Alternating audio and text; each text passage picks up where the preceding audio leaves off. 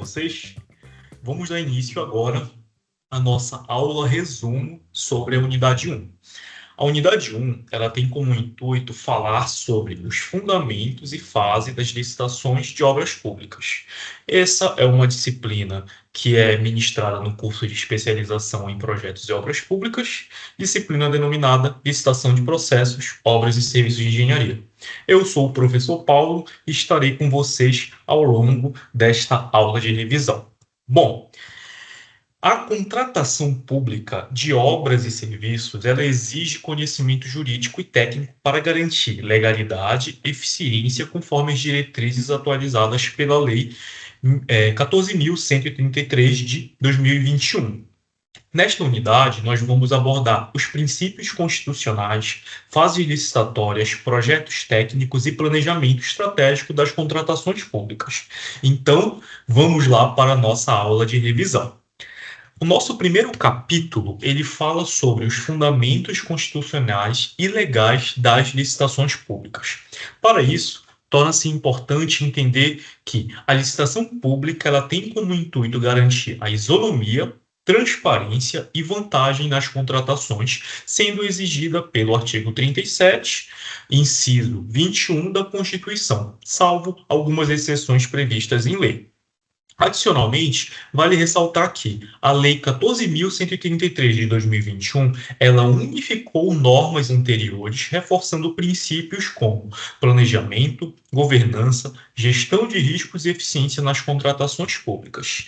Adicionalmente, entende-se que na engenharia, essa nova lei destaca o projeto básico, exige a matriz de riscos e incentiva modelos de contratação mais integrados e eficientes. Então, pessoal, o que eu tenho para falar resumidamente dessa parte de fundamentação? Eu tinha um compilado de legislações anteriores que fundamentavam as licitações públicas e, por meio da Lei 14.133 de 2021, eu tive a centralização, a unificação dessas legislações com vistas a tornar o processo mais eficiente, com menos riscos nas contratações públicas. Aqui eu trago para vocês então, qual é o compilado dessa estrutura da licitação pública? Primeiramente, eu tenho os meus fundamentos constitucionais, base legal que impõe a licitação para garantir justiça e transparência. Então, todas essas normativas, elas fornecem uma fundamentação, uma base legal para a licitação no âmbito público. A Lei 14.133, ela é uma consolidação de diversas normas sobre licitações em contratos em todas as esferas, seja esfera federal, esfera estadual ou esfera municipal. Os princípios fundamentais que dão base para essa norma de licitação são aquelas diretrizes que visam orientar o processo de licitação com vistas a garantir conformidade, ou seja, que esses entes eles possam estar conformes em relação a regras de compliance, governança, eficiência, etc. E essa nova estrutura de licitação pública, ela traz avanços significativos para a área de engenharia, principalmente quando a gente traz algumas melhoras na licitação de projetos de engenharia, com ênfase no planejamento e gestão de riscos. Então, isso daqui seria o nosso quadro resumo do nosso primeiro capítulo de fundamentos constitucionais e legais das licitações públicas. Partindo para o capítulo 2, o capítulo 2 da disciplina e que consta no livro de vocês, ele aborda a nova lei de licitações, que é a Lei 14.133 de 2021, em sua estrutura e fases. A Lei 14.133, ela organiza todo o processo licitatório dentro de um metaprocesso de contratação pública, que abrange desde o planejamento até a fiscalização contratual. Então, essa nova legislação ela é ampla, a um ponto de que ela consegue dar orientações em todas as fases do processo de licitação.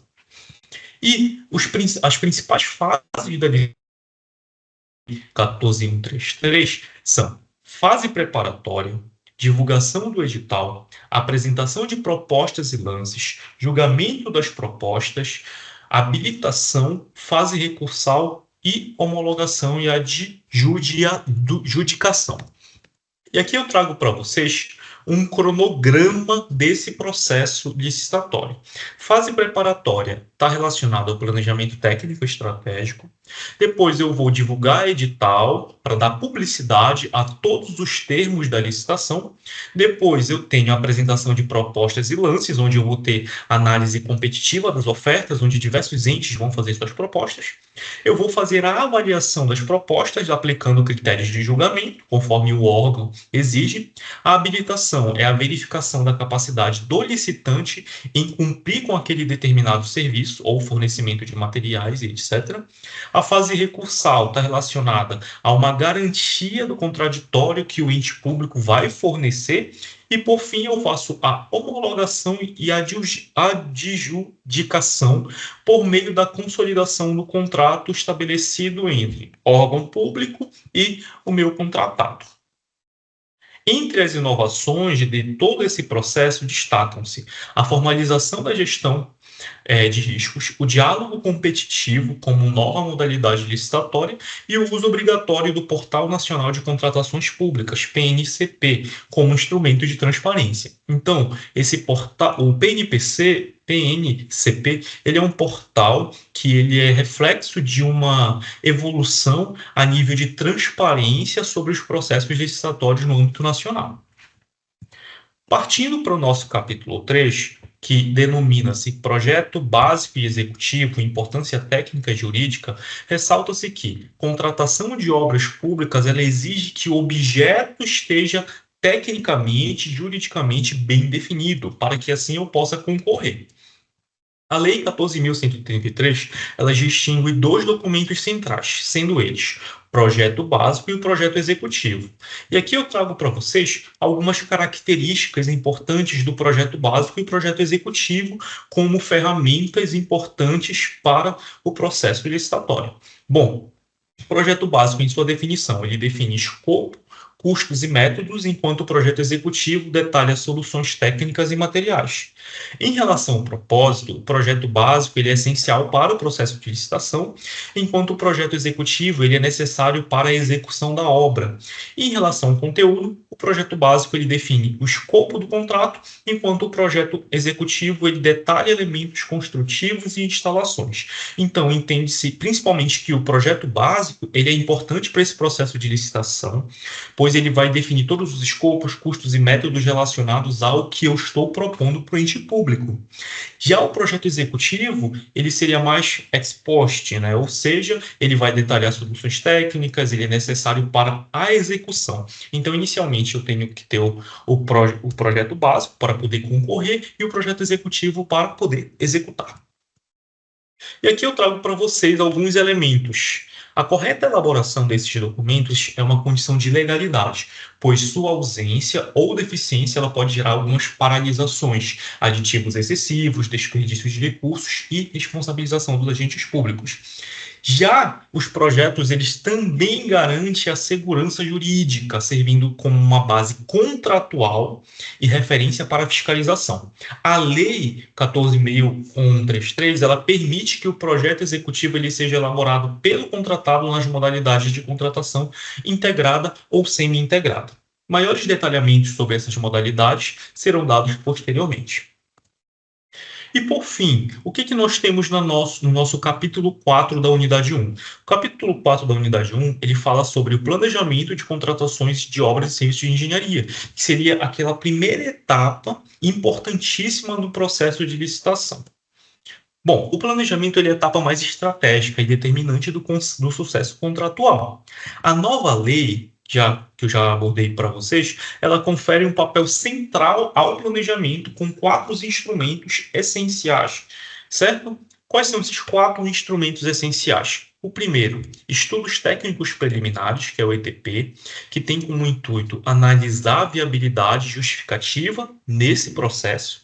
Segundo, é o termo de referência ao projeto básico, que visa descrever objeto e critérios de seleção, certo? Como já falei para vocês do projeto básico. Terceiro, é o plano de contratações anual. O plano de contratações anual, ele consolida necessidades administrativas desse ente que vai concorrer, e a gestão de riscos, ela tem como intuito avaliar os riscos formalmente estruturados. Qual é o propósito de cada documento? O ETP, ele tem como propósito analisar alternativas para a contratação. O termo de referência ao projeto básico tem como propósito definir critérios de execução. O PCA tem como propósito orientar a programação orçamentária e a gestão de riscos tem como propósito prever e mitigar riscos para não ter problemas posteriores ao se executar determinada proposta. Então, pessoal, é importante saber que o planejamento ele exige atuação coordenada entre o setor requisitante, jurídico, área técnica, setor de contratações e controle interno dessa organização, e a ausência de um bom planejamento ela resulta em atrasos, paralisações, aumento de custos e insegurança jurídica, afetando diretamente a entrega de valor à sociedade. Então, ressalta-se que o planejamento das contratações ele é altamente importante, principalmente para que eu possa concorrer nesse processo licitatório, ter um preço que ele possa corresponder aos meus custos esperados, à execução e aos prazos determinados. Ter uma matriz de riscos é muito importante para se minimizar todo e qualquer problema que eu possa ter nesse processo de execução e, assim, entregar à sociedade um produto ou um serviço que seja adequado, ok? Considerações finais da unidade 1. A licitação de obras e serviços de engenharia, ela vai além das exigências legais, requerendo planejamento técnico, gestão de riscos e adesão aos princípios da governança pública. A Lei 14.133, ela propõe superar falhas históricas com processos mais integrados, transparentes e eficientes, reforçando assim o papel preventivo do gestor. Então, vocês, como prováveis futuros gestores ou atuais gestores desses processos, vocês vão ter que lidar com muitas questões específicas, certo? Que vão desde o planejamento, delineamento de um plano básico, delineamento de um plano de execução, para que vocês tenham sucesso nessa empreitada. E, por fim, compreender etapas iniciais, especialmente os projetos e o planejamento, é essencial para garantir contratações legais, justas e que gerem valor público. Bom, pessoal, aqui nós temos o final da nossa revisão de hoje. Eu espero que vocês possam ter entendido um pouco. Desculpem, assim, pela correria. Nós temos muito conteúdo para falar em poucos minutos. E aqui o meu agradecimento para vocês que estão assistindo até o final. Bom, venho aqui me despedir de vocês. Desejo um bom final de unidade 1 e agora um bom início de unidade 2. Até mais, gente. Tchau, tchau.